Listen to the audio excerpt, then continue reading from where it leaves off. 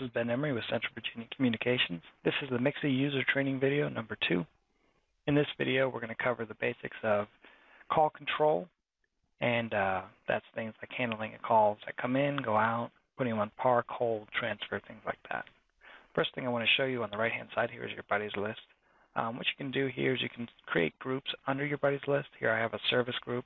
If I right-click that, I can rename it, create another group, or I can create a new entry. It pops up this window.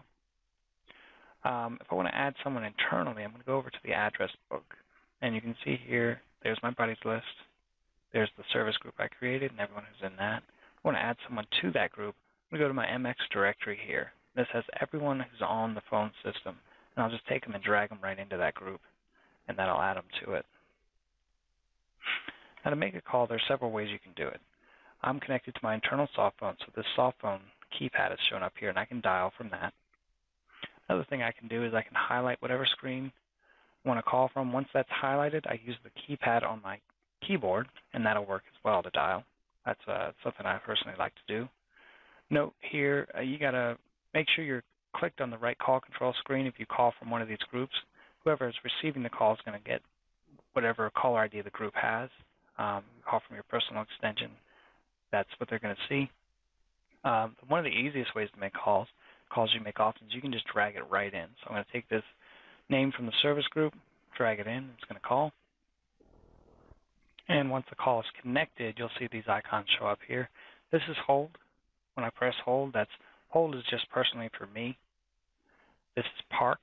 When I press park, that's going to be system-wide. Anyone on the phone system can pick that up. So you can see it's left my call control screen because I don't have it any longer. So over here in my park calls tab, I see all the park calls. Double-click that. It'll pick it right up. If I want to tell someone else they have a park call, I just put on park. I can instant message someone by right-clicking, or by default double-clicking and tell them they have a call on park, or I can drag them in and call. Go ahead and pick this back up from park. Another thing you can do is transfer. What you do, click that. You can dial the number, whatever that is, and transfer to offsite. If it's an extension, you can dial that. That'll transfer local extension, and if you press this, it'll transfer to voicemail automatically. This right here is your call recording. If you decide at the end of the call you want to record that call, you can actually click this and it'll record from the beginning. Now, a quick note on call recording, you will have to have the proper licensing to be able to do this, and it will have to be enabled by your system administrator.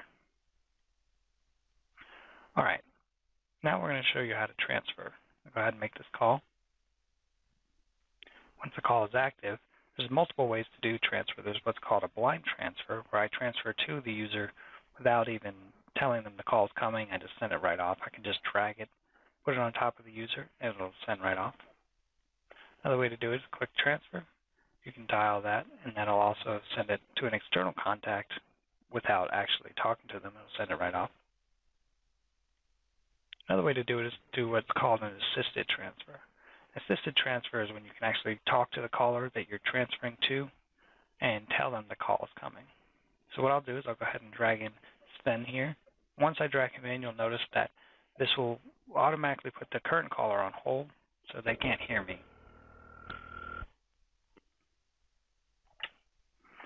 Now that that call is active, I can tell the caller that they have a call and ask them if they want to take the call.